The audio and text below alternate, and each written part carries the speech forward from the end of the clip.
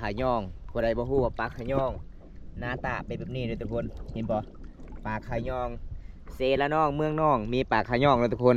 มันจะเป็นเม็ดน้อยๆหน่อยแต่สิ่งที่มีชีวิตทุกคนอันนี้เด้อพี่น้องเพราะว่าเวลาเฮาสอนนี่มันจะเป็นออกเป็นชั่วโมงมันไม่ได้ออกเป็นวันเลยทุกคนส่วนไรมันออกในประมาณ3 โมงแรงแล้วก็ตอนเช้าแล้วก็กลางคืนพี่น้องบางคนก็เอิ้นว่าขี่พญานาคกับแม่นเด้อทุกคน15 นาทีทุกคน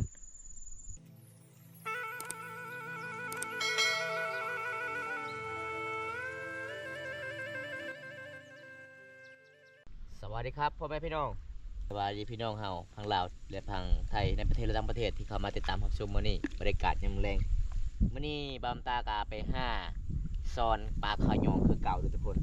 ไปกับสาวสุเพื่อนเป็นหัวหน้าเลยทุกคนบามตาเป็นซูเปอร์เพื่อขับเรือสิเลาะซอนที่นี่เนาะสิได้มานหรือบ่พี่น้องปลาขายองมันจะเป็นเม็ดน้อยๆทุกคนเลยบางคนก็เอิ้นว่าปลาน้ำจืดพี่น้องอยู่พังไทยหลายๆคนถามว่าเห็นแต่ในเห็นแต่ชื่อผลงานเพลงเซละนองก็คือเขาเจ้าได้ยินแต่เสียงเพลงทุกคนเจ้าบ่เคยได้เห็นจักเถื่อมื้อนี้ก็บอมตาพาทุกคนไปรับชมนำกันสีมาหรือบ่เด้อทุกคนนี่บรรยากาศในเซละนองเมืองน้องเขตในเขตพี่น้องปีนี้ก็คือเป็นปลาขยองออกหลายทุกคนจะได้กลับไปติดตามชมกันแล้วน้องตอนนี้สาวสุกเพิ่นกะสีสอนทุกคนบอมตาก็สิพายเรือทุกคนเลยมื้อนี้ได้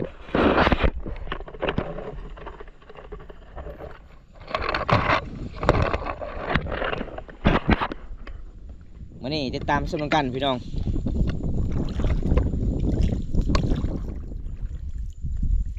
แล้วเฮากับบริเฮ็ดเฮือนพี่น้องเฮาต้องเลาะเอาเฮือเลาะทุกคนถ้าบ่ได้เฮ็ดเฮาก็ต้องสอนพี่น้องเพราะว่ามันเป็นกลุ่มมันอยู่เป็นกลุ่มเป็นแถวพี่น้องคือเส้นทางทุกคนมันไปมันเป็นสีขาวๆเลยมันเป็นเต้พุ่นยาวพี่น้องเวลามันออกได้มันเป็นบางชั่วโมงมันออกเลยพี่น้องบ่แม่นมันออกตลอดเลยบ่แม่นนะทุกคนแบบปลาที่เฮาหายากที่สุดเลยในประเทศลาวเฮาพี่น้องปีนึงก็ได้กินเทื่อนึงเลยทุกคนใกล้สิฮอดเดือน3เดือน4ปลานี่ออกทุกคนเป็นปลาไม่ได้น้อยถ้าผู้ใดบ่เคยซ่อนก็น่าสิบ่เห็นเลยทุกคนเลยน่าสิบ่ฮู้เลยว่าปลาขยองออกทุกคนแต่เฮาเคยเห็นแต่ตั้งแต่เกิดเคยเห็นปลาขยองก็เลยเวลาเฮาลอเซเฮาก็ได้ยินขาวพี่น้องเวลาเฮาลงเซมันขาวเลยทุกคนมันมีเวลาช่วงมันออกนี่มันจะเป็นปลามีปลาสกางบ่ปลาสูตรปลาหยังเขาออกมาลินหรือว่ามากินอีหยังเวลาว่าปลาบูบ่มันลินทุกคนก็เลยปลาขยองก็ออกคือกันพี่น้องถ้าเห็นปลาลอยๆลินเท่านี้ก็คือปลาขยองออกแล้วทุกคน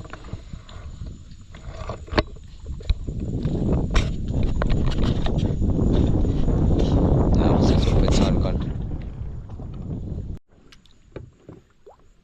ตอนนี้แม่นเฮากับสิเลาะตัวนี้หัวพุ่นเฮาก็สิกลับเลยเพราะว่าตอนนี้ก็เวลา4 โมงแรงก็เลยปลาเริ่มออกเลยพี่น้องปลาขยองก็เริ่มออกยามแรงๆเนี่ยตอนเช้าเด้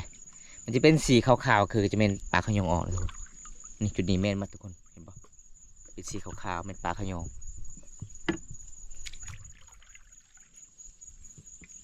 เขาก็ค่อยเลาะซอยแบบนี้ล่ะน้ำกะมันกว้างหลายเลยเป็นน้ำสีละนอง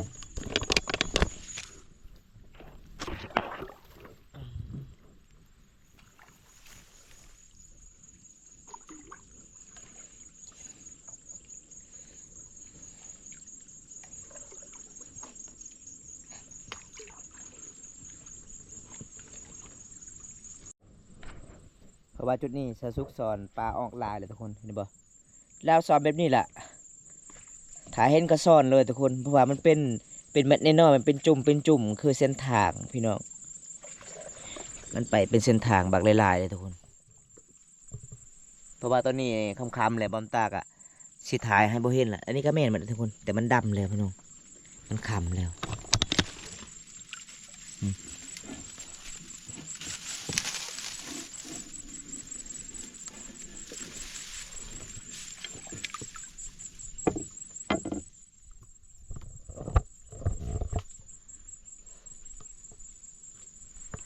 ถ้าบ่ได้จะกินปลาขยองกับมาเซละนองเลยทุกคน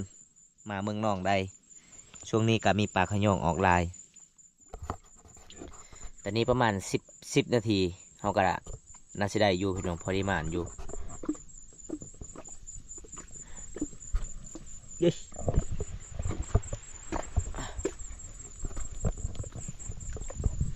แต่เป็นกระสิตกดินเลยทุกคนเอาสิเลาะต่อพี่น้อง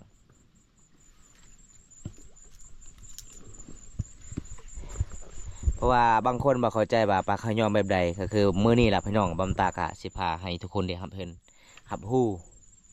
นำกันทุกคนตั้งแต่เกิดมาบางคนก็บ่รู้จักว่าปลาขยองได้ยินแต่ชื่อเสียงเพลงเซละนองพี่น้องมีปลาขยองกับแม่เลยทุกคนเซละนองมีปลาขยองหลายเลยทุกคนบางคนก็เอิ้นว่าขี้พญานาคพี่น้อง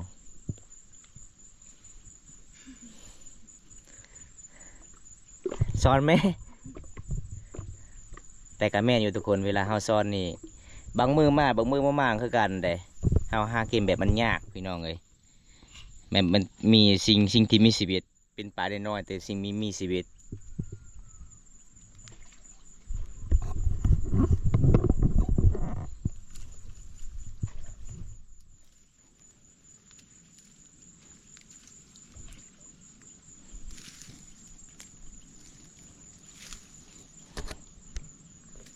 ม่านอยู่บ่สสุกจะยกเบิ้งฮะยกให้ค่อยเบิ้ง14เบิ้งก่อน10 นาทีมันเท่าไรโย่เห็นบ่ทุกคน10 นาทีได้พี่น้องเลยแค่10 นาทีกะพอได้เห็ดลาบตอนแรงอยู่บางคนก็มักลาบบางคนก็มักขั่วบางคนก็มักต้มเอาต้มบ่ใส่น้ำลายเด้อถ้าใส่น้ำลายก็บ่ได้กินพี่น้องเปื่อยเพราะว่ามันเป็นน้ำเบิดมันเป็นเม็ดน้อยๆคือแฮทรายถ้าพอได้เฮ็ดกินบ่เป็นก็คือกินบ่ได้เลยพี่น้องเอ้ยมกก็แซ่บเลยทุกคนเฮามกเอาเด้บางส่วนหลายเขามักกินลาบเฮ็ดปลาแดกก็ได้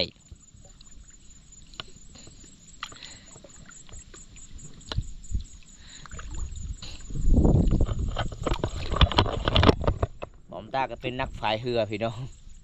หม่อมตาซ่อมบ่เป็น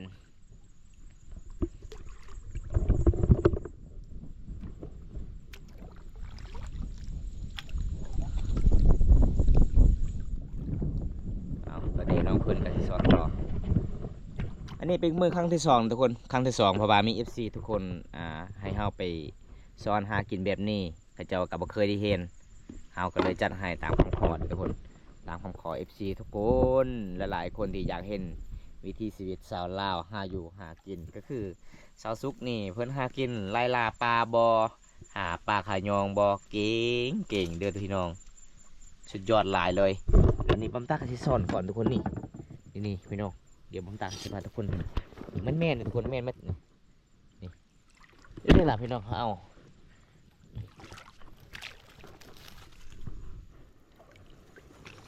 มันเป็นสีขาวๆทุกคนแบบเขาแน่บริเห็นแต่เวลามันถึงมันก็ถึงอยู่เบิ้งบมตาซ้อมประมาณสี่เถื่อเบิ้งบมตายกขึ้นลงเบิ้งนี่เห็นบ่มันถึงทุกคนเห็นบ่บำตาซ่อมประมาณสี่เถื่อเลยเห็นบ่นี่ขนาดชุดนี้มันถ้วยน้อยๆเลยได้ถ้วยน้อยๆโยนชุดนี้เต็มอยู่เอาตอนนี้น้องซุกเพิ่นกาสิซ้อนต่อเพราะว่าบำตาสิขับเรือเนี่ยซ้อมบ่ได้ทุกคนเลย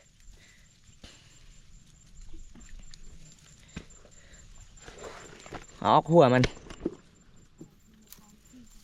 อย่าออกห่างเด้ออกห่างทางนี้ได้ห่างมันได้ออกหัวก่อนน้องคนนี้เก่งหลายเลยทุกคนหากินเลยสุดยอดเลยแต่ละคนที่บอมตาถ่ายคลิปก็คือน้องคนนี้เก่งหลายหากินเฮ็ดยังก็เก่งเลยบ่เก่งที่สุดก็คือหนังสือเพิ่นบ่เก่งอีหลีหนังสือนี่ยอมเพิ่นว่ายังออกอยู่บ่สุกฮะโอ้ยังอยู่เลยทุกคนเพิ่นว่าเอาให้เพิ่นซ้อนก่อนอยู่ใช้มันออกนะ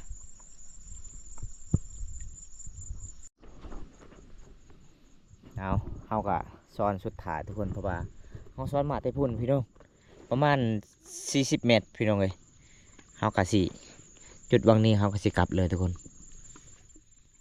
ประมาณ15 นาทีเลยเฮามาซ้อนยำแรง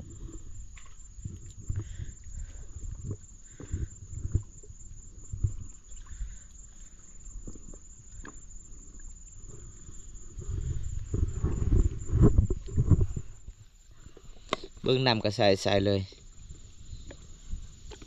มองนี่มันบ่ออกตามแค่มันออกทุกคน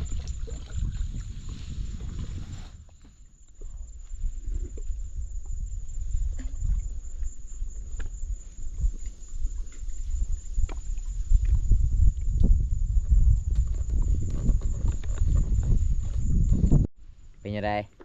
สิกลับแล้วบ่สุกเบิ่งผลงาน15 นาทีทุกคนอ๋อ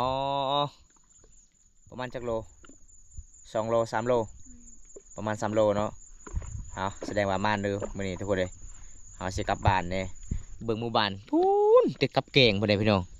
เพราะว่าเฮามาค่ำๆแน่เพราะว่าเฮาก็จัดให้ตามของขอ FC อยากเบิ่งปลาขยองเฮาก็เลยไปหากินให้เบิ่งทุกคนมันหากินยากทุกคนถ้าพอได้หากินบ่เป็นกับบ่ฮู้คือกันเด้พี่น้องปลาขยองเดี๋ยวเฮาก็สิไปล้างอยู่พุ่นพี่น้องเอาขยะออกบรรยากาศยามแรงๆนี่หลายๆคนผู้ใดก็อยากไปสอดล่ะพี่น้องเอ้ยไปสอนปลาขยองได้ทุกคนเลยทุกคนเห็นบอกบางคนก็มาอีกหลายคนเลยมาบรรยากาศยามแรงนี่อย่าได้สุกๆผลงานเฮามื้อนี้เบิ่งโอ้มานอยู่เนาะประมาณ3 โลพอได้กินอยู่ตอนนี้สุกกะสิด่างก่อนเลยทุกคนเอาเบิ้งเขา2 คนนี่เต็มคุเลยเนาะสิเจ้าเนาะ เอาไล่ๆเลยเด้อนี่ทุกคน3 คนฮากามาเด้เห็นบ่ส่วนเฮาก็สิกลับบ้านแล้วพี่น้องเอ้ยตอนนี้สุกกะสิด่างเอาขยะก่อนเอาไปตั้งกันตะบนเลี้ยมะเอาเจ้าถามว่าได้หลายบ่เพิ่นฮากามาเพิ่นว่านี่ตอนนี้สุกกะสิล้างก่อนเลยทุกคน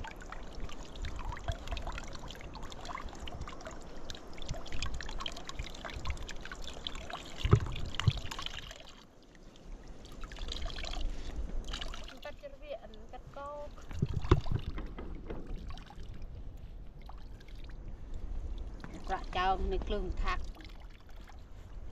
น้ำกระเจิงลังเลี้ยวอันว่าตะวีเนี่ยมันกูตัวปองอะไรเนี่ยมันกูตัวปองเห็นตัวป้องปรีเบอร์ก็มั้งcái tớ bầu này là hạt đào nó phải ui thằng bằng là hơi thằng cái bầu nó khụt bầu anhว่าย่อยđể tôi tớ bầu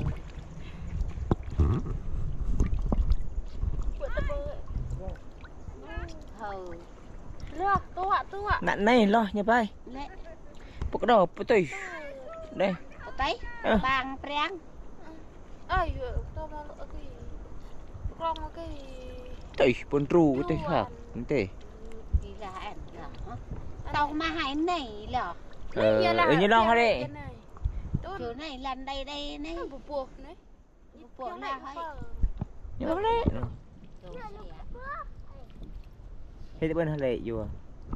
ว่าเล็กเอาปูโป้อันเฮ็ดเหรอเฮ็ดไผเกะเดี๋ยวอะไรเฮ็ดปูโป้เฮ้ยมะเอาตามปูโป้อันเจาะเด้อตะกอนอันก็ดอกเอ้ยบางให้ปัดกี่อันก็กอกอันก็กระเด้อบางให้ตัวกี่แกในท่านไหนไอ้กี่เลยละตัวแล้วติดคนที่เจ้าหวานเก๋เราดูน่ะก็ให้ตัวช่วยโอ้ได้เลยเนาะเต็มคุเนาะกลับบัดนี้โอ้ยพี่น้องเอ้ยเขาเจ้าว่าคำแล้วสิกลับแล้วโอ้เห็นบอกพี่น้องเขตชนบทนี่ยังแรงนี่พอได้ก็อยากไปเอาปลาเด้เห็นหมู่ใดปลาขยองพอได้ก็อยากได้คือกันอยากกินคือกันหลายคนก็อ้าวอย่าเห็นนี่นั่นลองคิดไว้เลยอร่อยที่กินเนี่ยเลยnghe này tôi chứ mấy loài thì gì này má chân ghê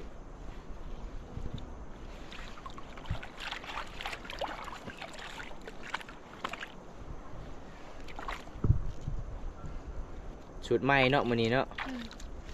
chỗ đờ ơi tôi khắc xa tôi nhìn rõ được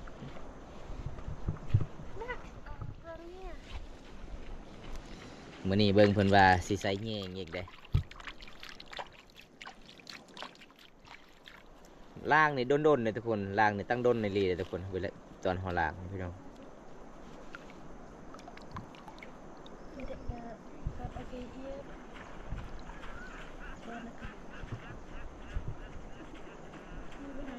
ระสาย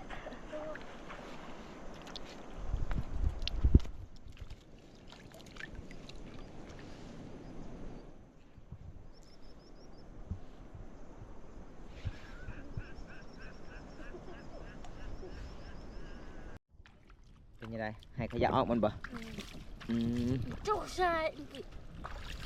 จ้อย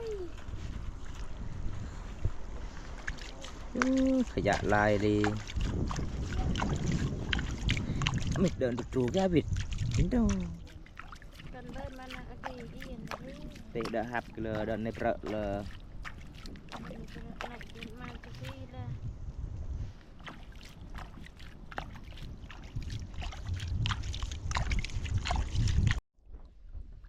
นี่เด้อทุกคนปลาขาย่องคนใดบ่ฮู้ว่าปลาขาย่องหน้าตาเป็นแบบนี้เด้อทุกคนเห็นบ่ปลาขาย่องเซละน้องเมืองน้องมีปลาขาย่องเด้อทุกคนมันจะเป็นเม็ดนิโน่หน่อยๆแต่สิ่ง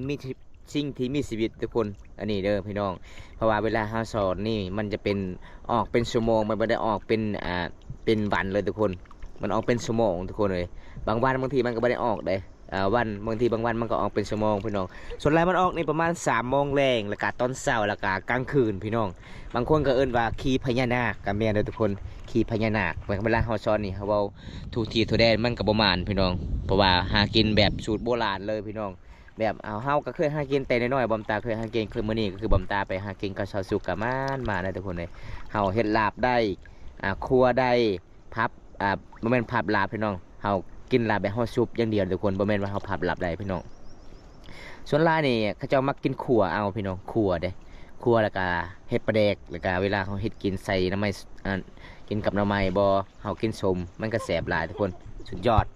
ปลาขาย่องเมืองน้องแขวงสวรรณเขตทุกคนตอนนี้เฮาก็สิใช้ทุกอย่างก่อนเพราะว่ายังหลายอยู่เฮายังบ่ทันได้ล้างพูนพี่น้องโกนหลายเลยวันนี้ก็พอได้ม่านอยู่ทุกคน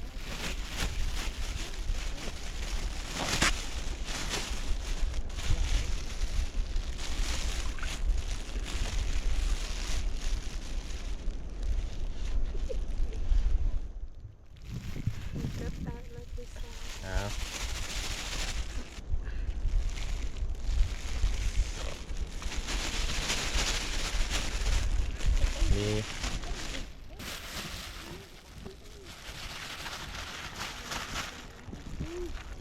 มันเป็นคือดินทรายเลยทุกคน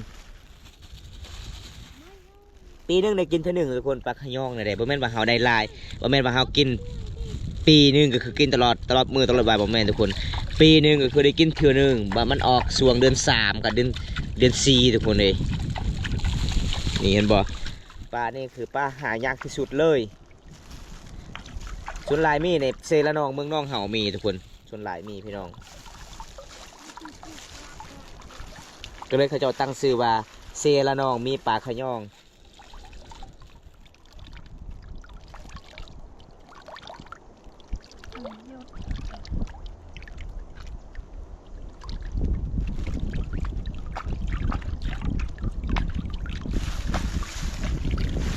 ยากเนาะ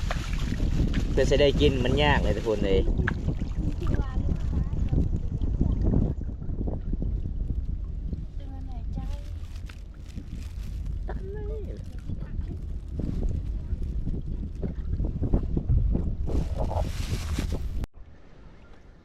คุณหมอมีท่าเด้กับปลาที่ตะยางเทียร์ว่ะเทียร์ก็ได้ ตัวนี้ชิล่างก่อนนะทุกคนสูตร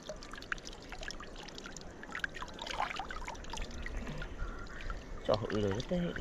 ก็อุ้ยเลยฮันไม่ให้ปัดนะ cắn chết bia จะเนี่ยสีหลางนะ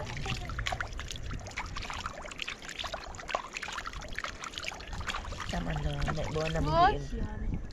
น่ะละตา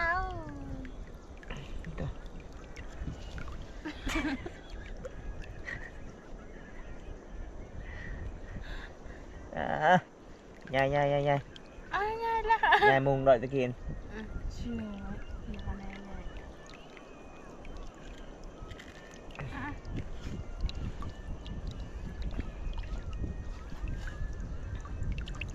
ตาใหญ่มันเป็นแน่ มันก็จัด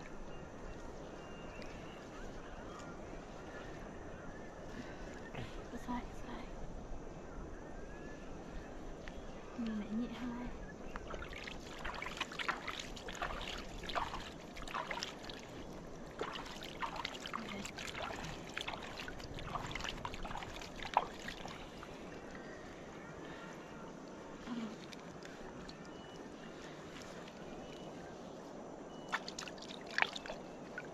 cục này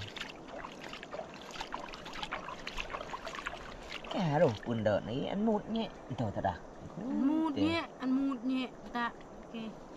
thôi thật ăn nghe nằm có sai nằm mê đi ยังคือเก่า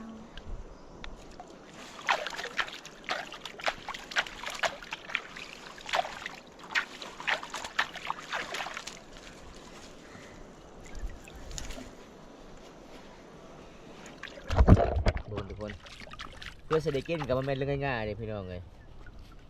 เพื่อเราจะได้กินมันยากหลายเราเฮ็ดบ่เป็นก็กินบ่ได้เลยมันเป็นคือน้ำละลายแต่มันเป็นเม็ดน้อยๆก็เลยเราเอามันยากแน่อันนี้ละเขาเอิ้นว่าปลาขาย่องเด้อทุกคนปลาขาย่องเมืองน้องเด้อนี่หน้าตาเป็นแบบนี้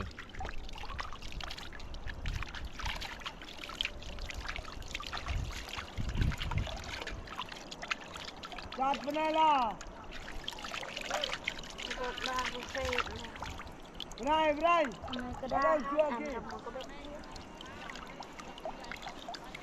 ไปไหนล่ะ เพื่อจะได้กินต้องบีบก่อนเนาะบีบให้น้ำออกไล่ออกตลอดทุกคน เอ้ยจกดูไปไหน สูตรน้องบีบบีบให้น้ำออกเมื่อถามว่าบีบออกก็คือมันเป็นน้ำตลอดเลยทุกคน น้ำปลามันแน่นอนน้ำปลามัน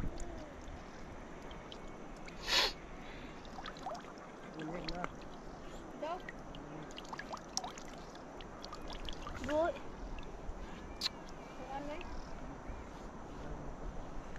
đấy là tam ăn rồi kì rồiมันก็จะอ่อนกึกกันไง sợ lại ง่ายเด็ดเด็ด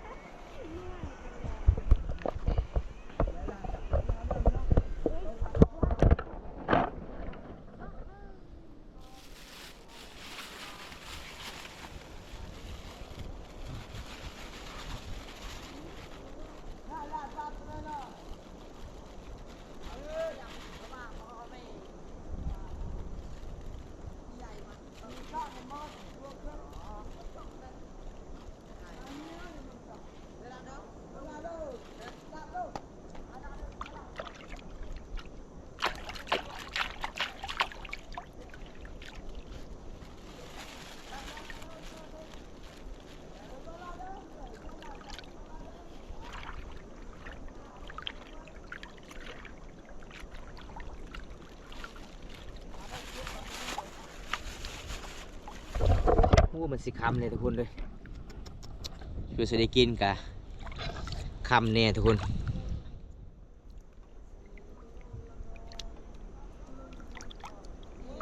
cha mày ta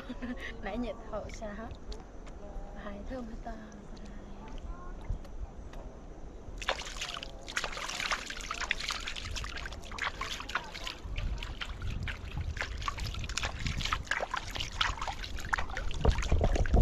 เอาคนจะได้บอลตากาสิปิดคลิปไว้สุดนี้ก่อนพี่น้องพอได้ครับชมคลิปนี้แล้วก็อย่าลืมฝากกดไลค์กดแชร์นะที่ได้ฮับเห็นปลาขยองเสละนองในมือน้องเฮากะแบบนี้ล่ะทุกคนบางคนบ่เข้าใจว่าปลาขยองคือแบบใดปลาขยองก็คือแบบนี้ล่ะพี่น้องคันเฮาเอาบ่เป็นเฮาล้างบ่เป็นก็คือเฮากินบ่ได้เพราะว่ามันละลายคือน้ำทุกคน